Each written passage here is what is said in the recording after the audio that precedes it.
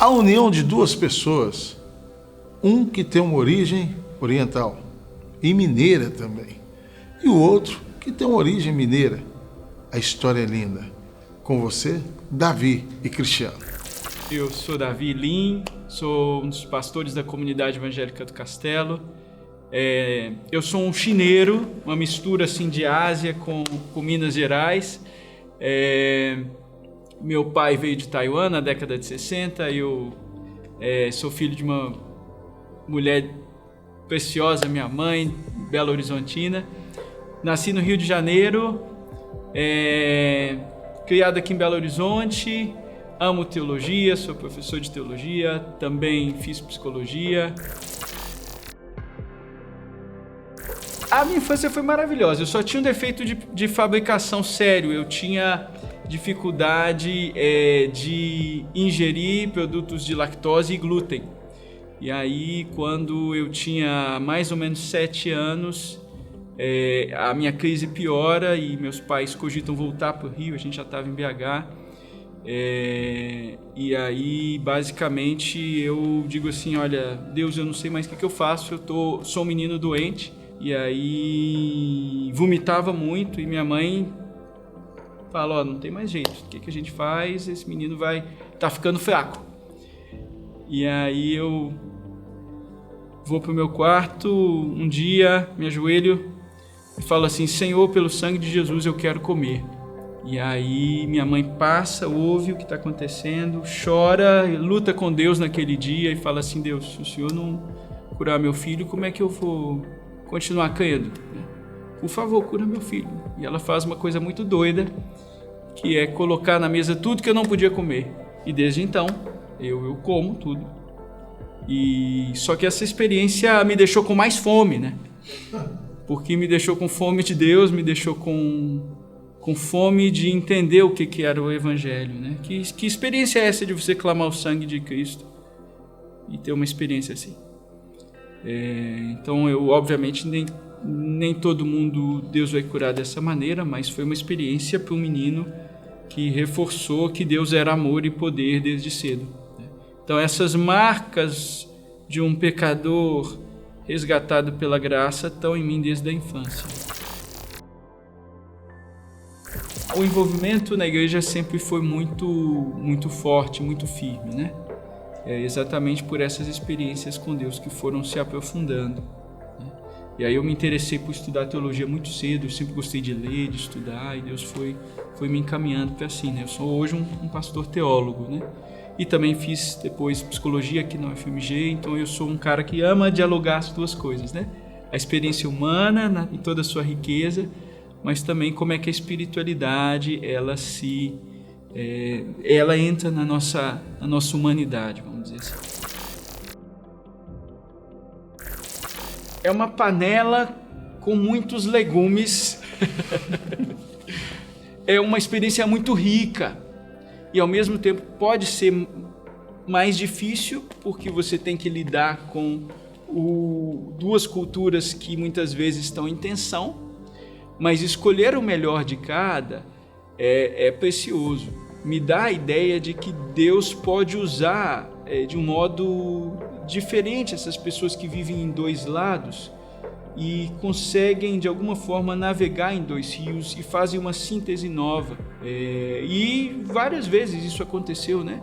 Ao longo da história. Você pega Paulo como um judeu, mas que ele tinha uma incursão muito grande no mundo greco-romano e ele conseguiu fazer essa tradução para que o evangelho chegasse aos gentios, né? Então Deus muitas vezes pode usar essas experiências que a gente tem de um modo único, o que é precioso, né? Não é nada a ver com o nosso mérito, é pura graça, mas viver e habitar entre as duas culturas é muito bom.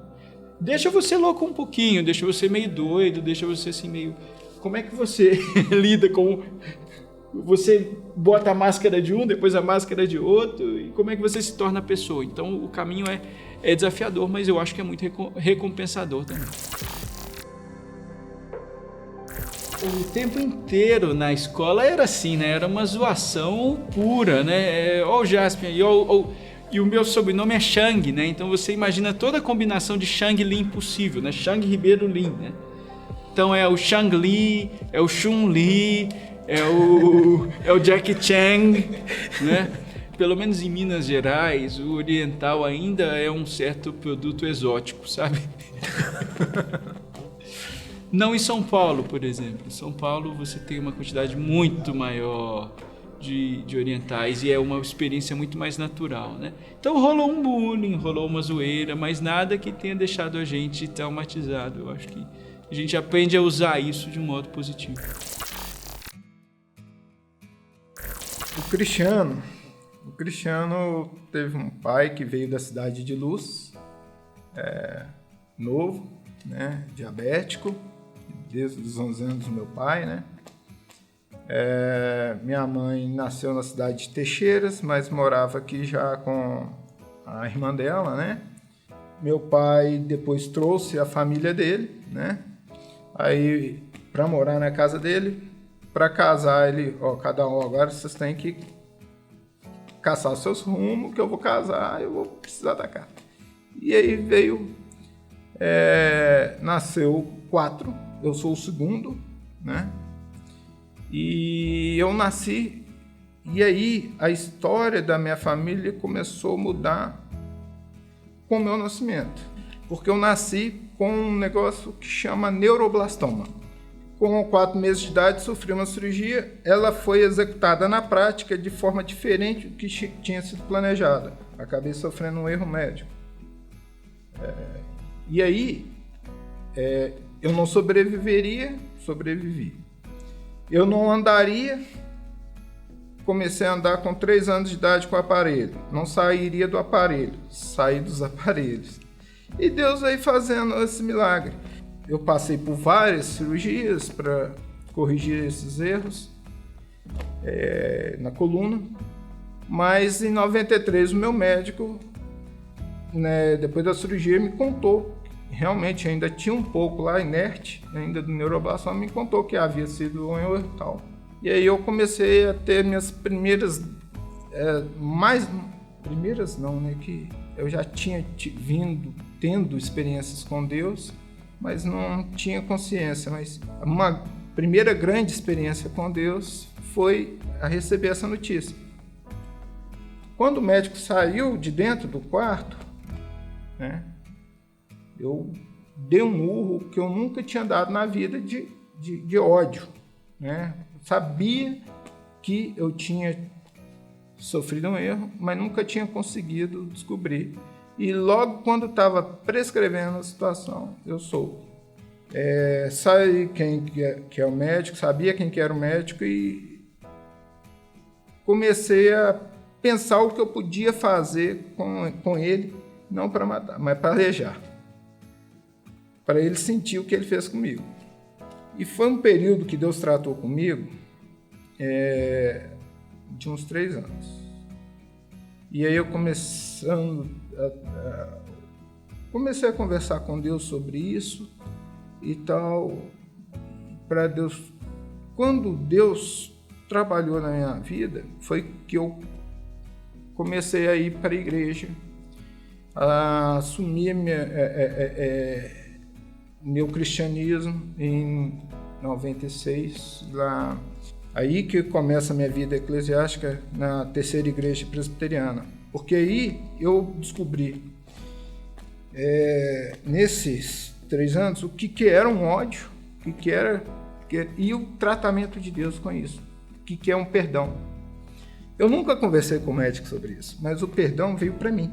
E eu trabalhei o perdão comigo. E eu aprendi que o perdão não é você me perdoar, eu me perdoar em relação a Deus, aquilo que está comigo. Esse ponto da história, ele foi um negócio muito difícil, porque a única explicação que eu tenho para te dar é que eu busquei muita resposta, ou confirmação dessa resposta, e obtive. E eu sempre gostei de pensar muito, e eu gastava tempo pensando o que e as consequências. E nesse meio tempo, Deus foi mostrando para mim, vai mudar o que na sua vida? Se você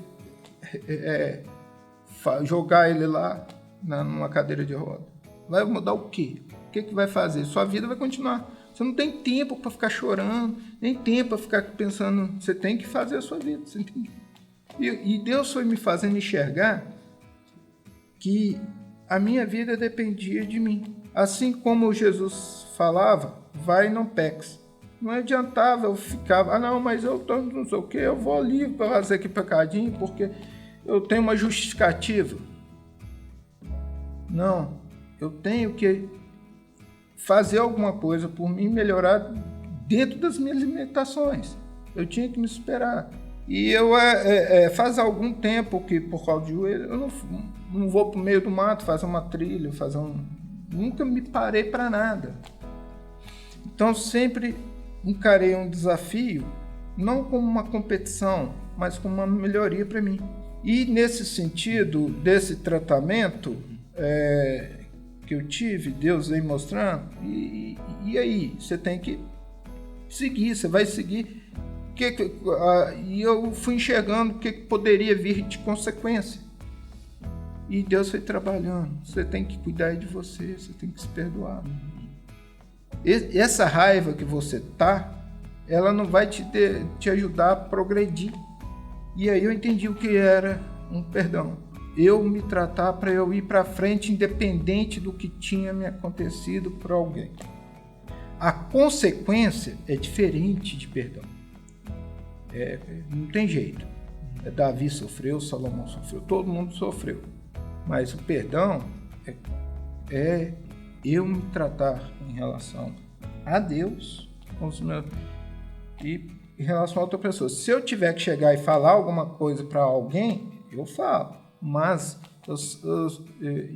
e esse trabalho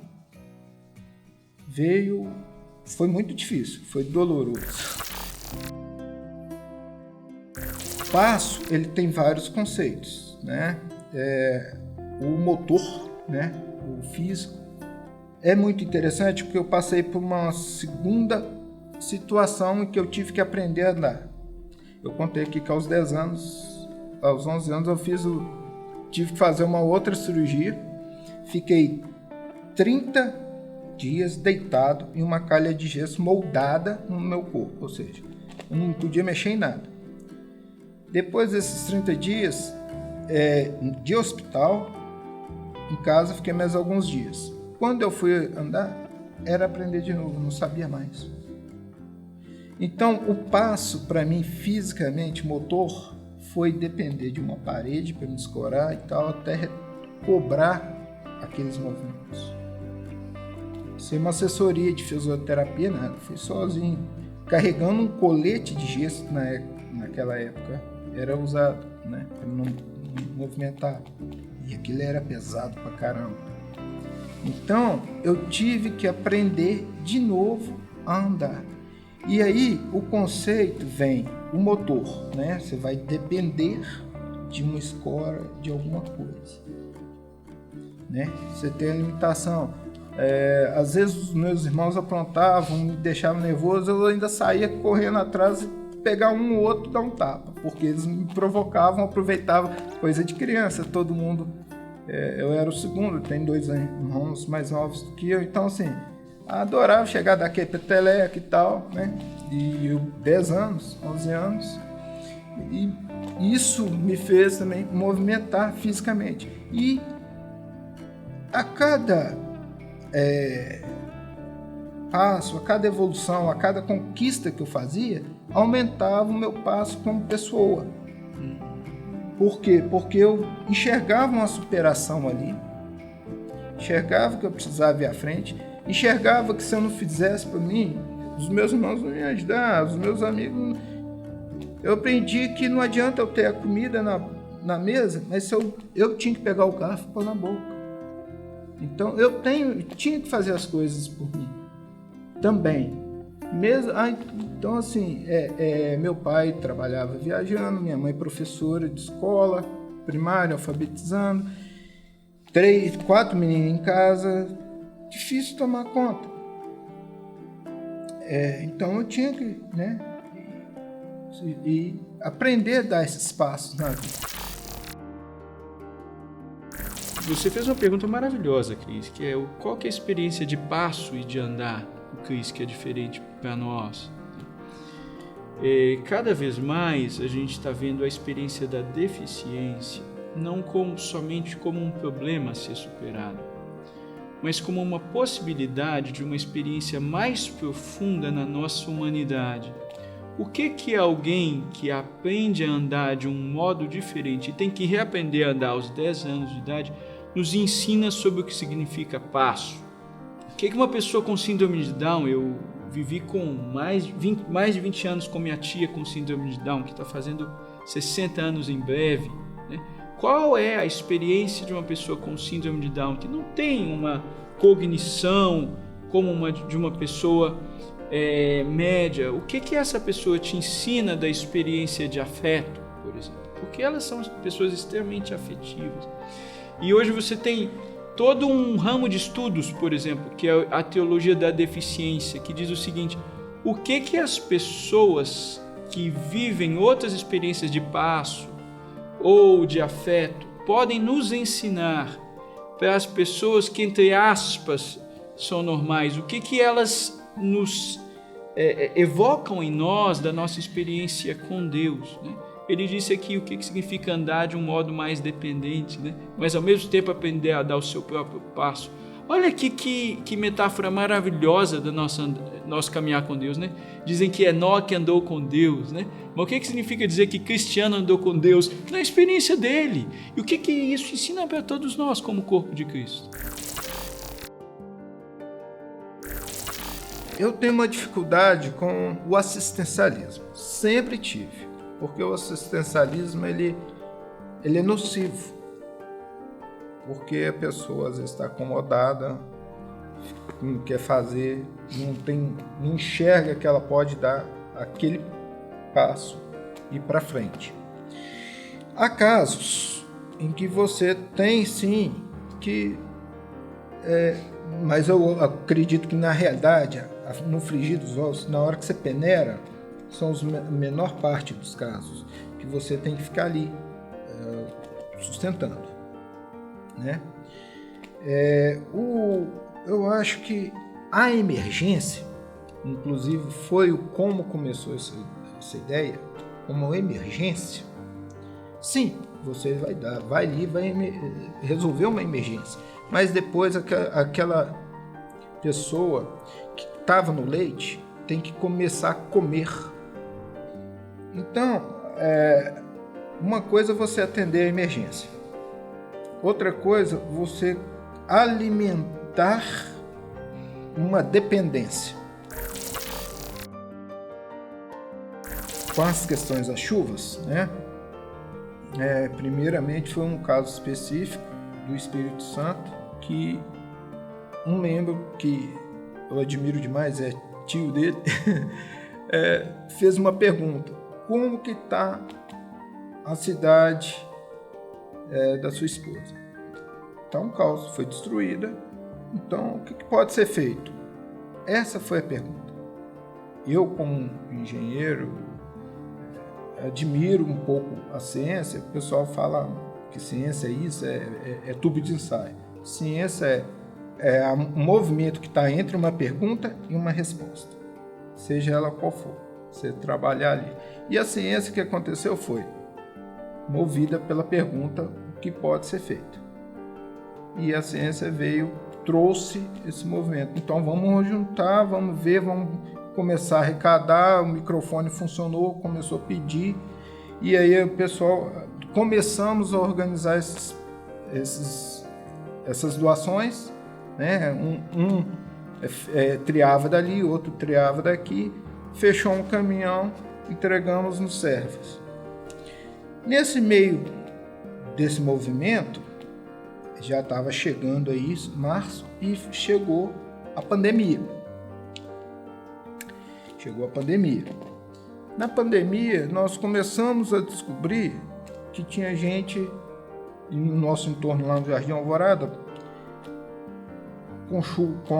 que a água da chuva destruiu o telhado, a água passando por dentro, uma senhora acamada, e não tinha alimento dentro de casa. E o outro, daqui a pouco, pegou fogo na casa, perdeu a casa toda. Aí, daqui a pouco, mais uma. E nesse inteirinho, alguns casos, nós atendemos e soltamos, porque a pessoa já tinha condições de caminhar. E fomos fazendo assim. Atingimos Quando fechou o ano, sem a gente parar para pensar, nós já tínhamos atendido uma quantidade grande de pessoas para a gente, que é uma igreja pequena. Já tínhamos feito. Aí nós paramos e falamos, gente, o que aconteceu? Né? Aí começou a ter basicamente algumas pessoas um pouco mais diretamente envolvidas e todo mês indo levar cestas e tal. E tava eu, tava o Denner, tava a Noádia e de vez em quando o Davi, de acordo com a agenda, o pastor Júlio também, que é os dois pastores, e um outro membro aqui, outro membro ali. E a gente veio desenvolvendo esse processo e sem tentar, nos esforçando para não criar essa dependência, né? Temos pessoas hoje que a gente sabe que vai ficar dependente? Supomos que sim. Tem até um caso interessante que a gente acreditava que ia ser o resto da vida, mas a família já está começando a cuidar, retomando o cuidado.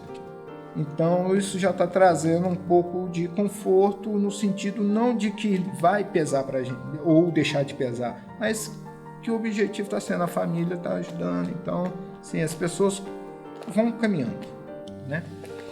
E não cria essa dependência, esse assistencialismo, e as pessoas começam a lutar. A gente consegue, às vezes, encaminhar a pessoa para fazer um curso, sei lá, de segurança eletrônica. A gente, né, reenquadrar as pessoas no mercado porque perdeu o emprego. Às vezes a gente consegue, não é sempre. Então, essa convergência foi vindo, Deus foi juntando isso tudo de uma forma, com uma habilidade ali, com uma sensibilidade aqui de uma pessoa, e isso foi convergindo. Deus ajuntou isso. E em dado momento desse ano, surgiu uma ideia, quando começou a aproximar o frio, que foi, peraí, vamos tentar fazer algo para o pessoal que a gente está assistindo, arrecadar um leite, um biscoito, um achocolatado, um cobertor, legal. E a gente distribui, entrega um chocolate quente e tal, para o pessoal que está numa cesta mais simples. Daqui a pouco tivemos uma oportunidade de nos juntar à Polícia Militar. O comando da Polícia Militar nos ofereceu as bases móveis para arrecadar esses produtos. E aí nós estamos no meio dessa situação. Começou dia 14, agora as bases estão recebendo, e todo dia tá assim, a gente liga, a gente recebe. E esse link está muito legal porque não está sendo direto para a gente. A gente está fazendo a logística para que outras instituições possam ir na base. Qualquer base hoje, se você chegar aqui móvel, se chegar tem uma caixinha plástica lá, cartaz para receber. Quando ela enche, eles ligam para a gente dá uma logística para que uma instituição próxima, indicada, sei lá, vai lá, recolhe e leva. A gente nem toma conhecimento.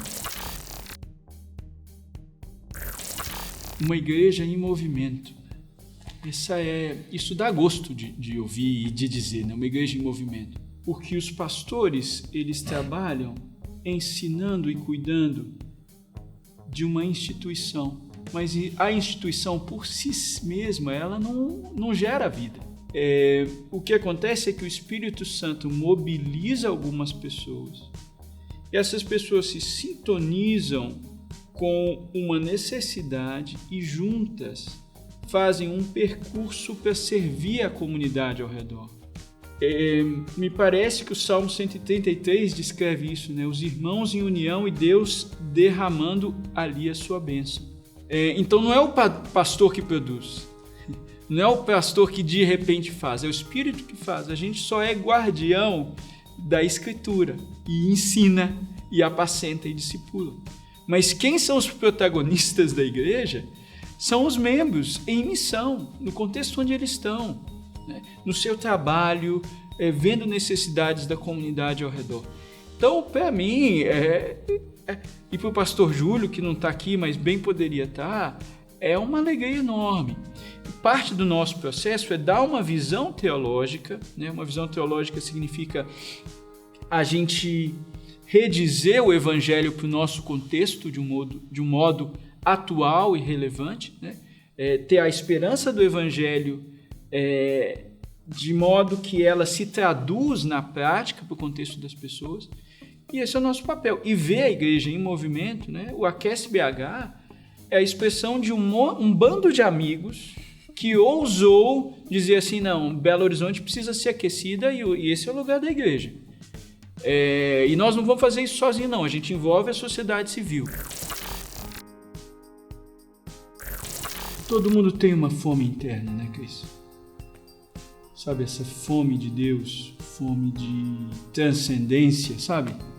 Essa palavra é chique, mas assim, é para dizer assim que pro desejo do meu coração o mar é uma gota, né? Como diria o poeta. Eu não quero só as águas de março, eu quero a promessa de vida no meu coração, como diz a canção. Essa fome espiritual, ela é muito verdadeira em todo ser humano. Eu não quero só acabar com os políticos de Brasil. Eu quero que haja justiça e que ela flua como um rio. Então, a fome material do brasileiro, ela vem pela nossa história.